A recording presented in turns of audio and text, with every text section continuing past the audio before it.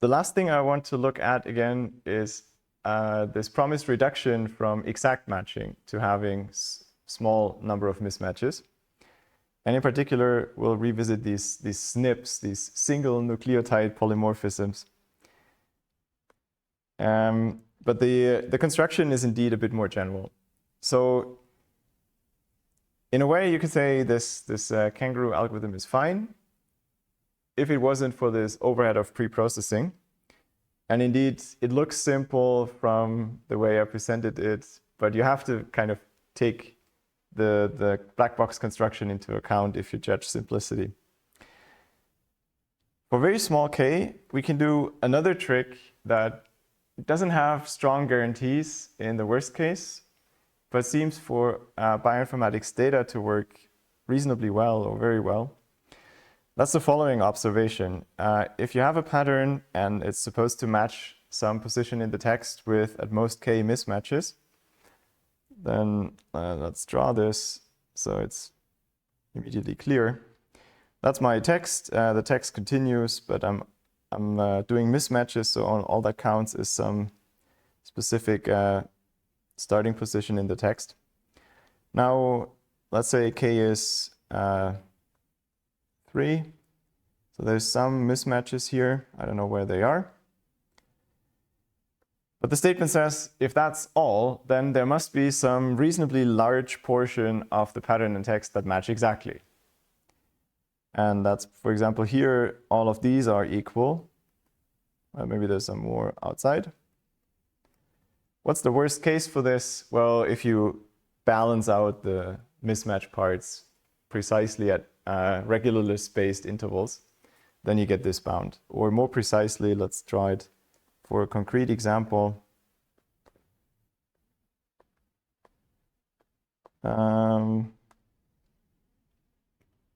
Let's do the very extreme case first.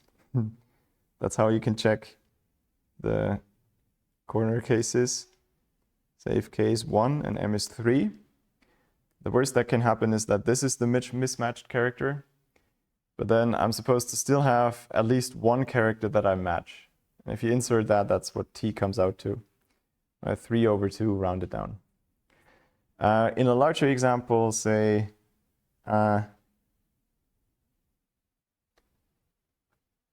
pick characters like this.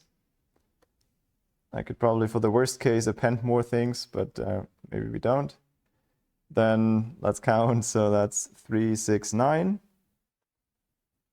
And k is 3.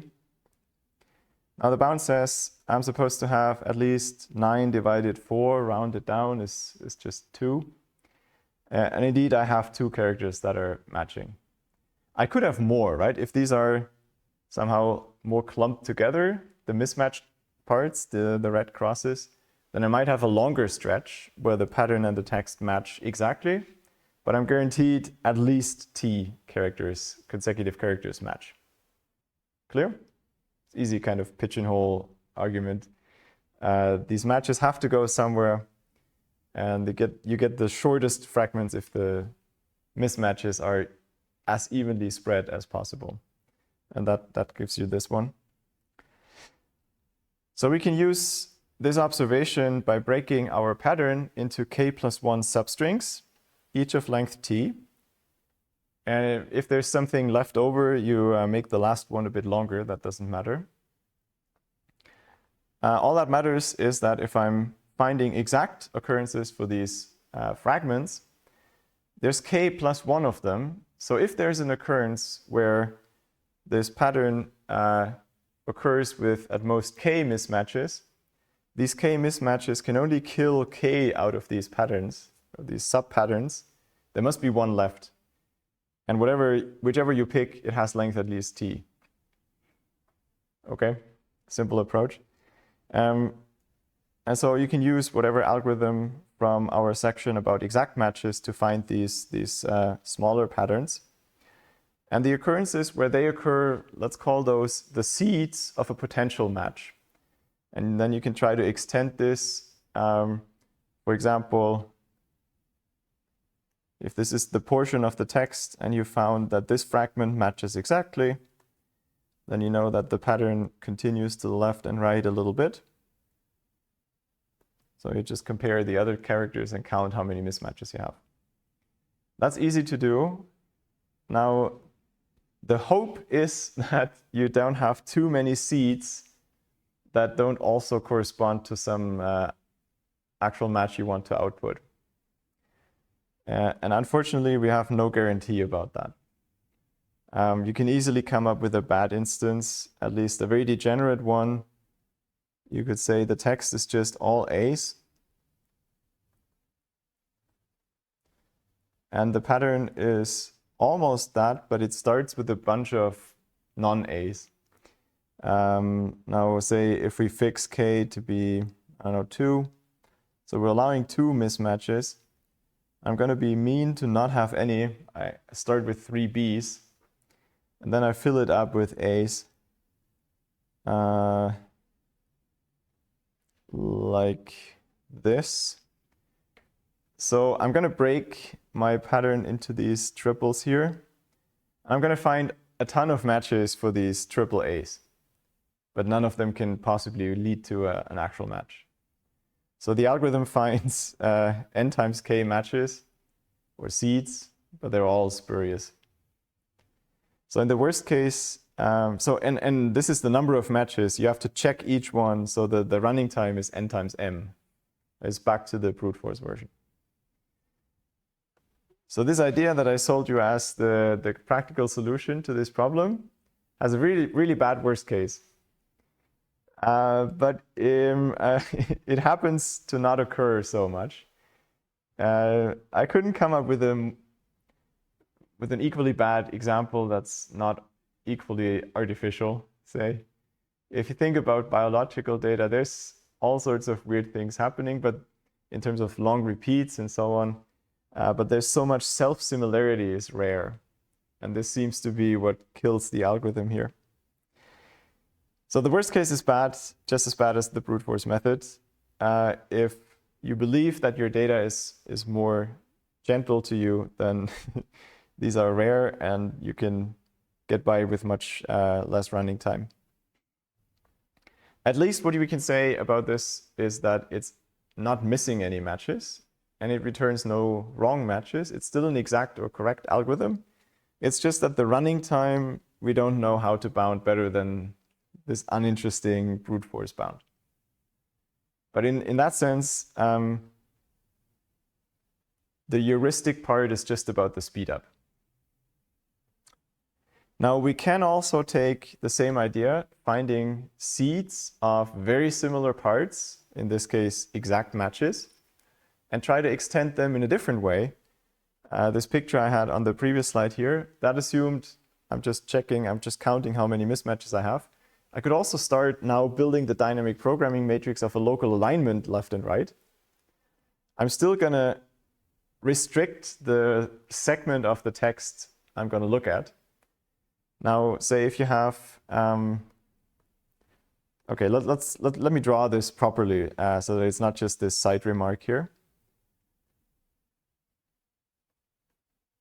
This is the entire text, and here is a snippet of my pattern that I found exactly matches the text at this part. I can try to extend this to, say, an edit distance at most k match. Yeah.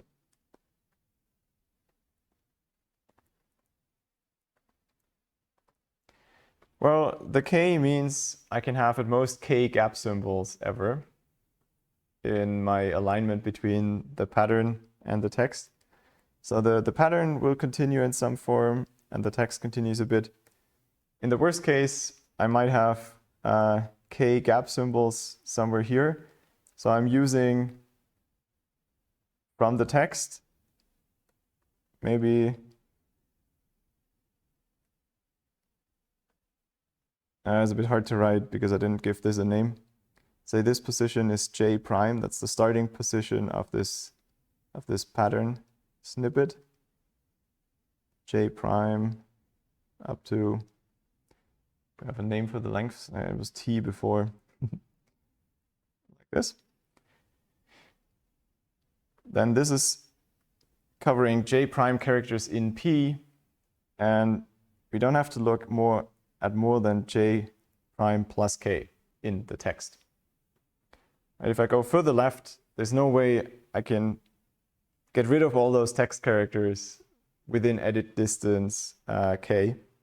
And same for the right, as it's M minus J prime minus T plus 1 minus plus K, or something of that sort, the number of characters to the right of that endpoint, and plus K again. So I can take a substring of the text that is essentially M plus 2K characters.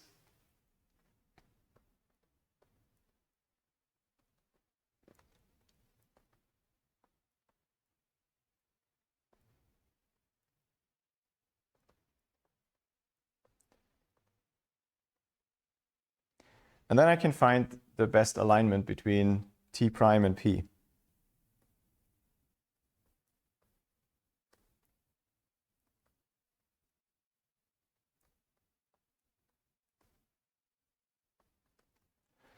And the cost for that is essentially bounded by M and K.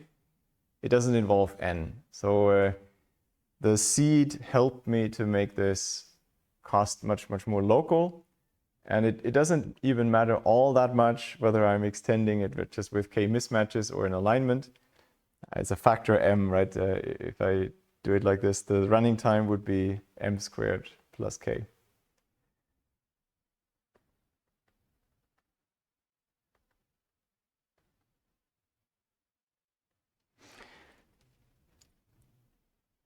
So that's the good thing about this idea of having seeds for matches, that you can extend them now also in a more general sense. Now, unfortunately, this will find the best possible alignment locally, but there might be alignments that are good overall. So good alignments between P and a substring of T that don't have any good enough seed. Just because they're globally good, but they're enough spread out. This is a bit harder to avoid with the general alignment scores anyways. So in full generality, this idea is then also heuristic in the sense that it might miss some occurrences, or if you tune it so that it finds all, then it might spend more time. That said, this is what many of the practical search tools are built on. They often don't just do SNPs, so mismatches, but rather try to do local alignments. In particular, there's two tools which are not targeted for read mapping, but rather you found in some sample taken from some environment, you found some snippets of DNA or a protein, and you're trying to find what kind of known sequenced genomes of certain animals or other living beings match this snippet that you found. And for that, a local alignment, not a semi-local alignment, is often more helpful.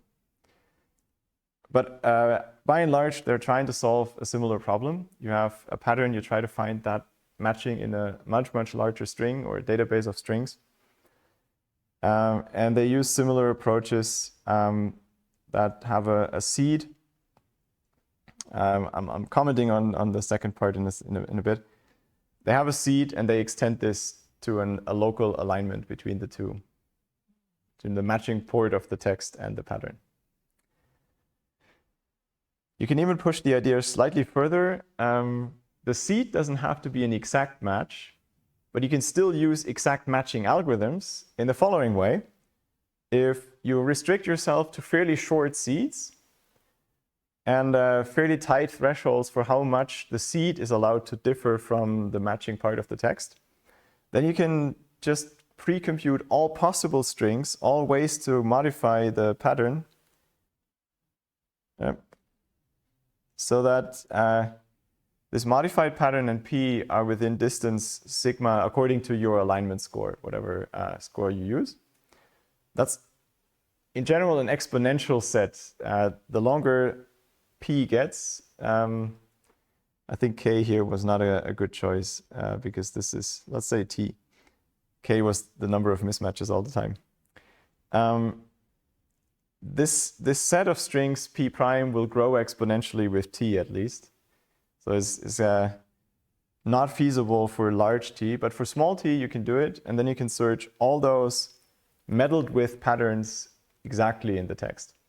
That's what this BLAST heuristic is using. And that's still the gold standard for people to search in these databases of known sequences. So they seem to have accepted the fact that this may be a heuristic in that it doesn't necessarily find all matches, but it's the thing that is fast enough to scale to the size of data sets people have.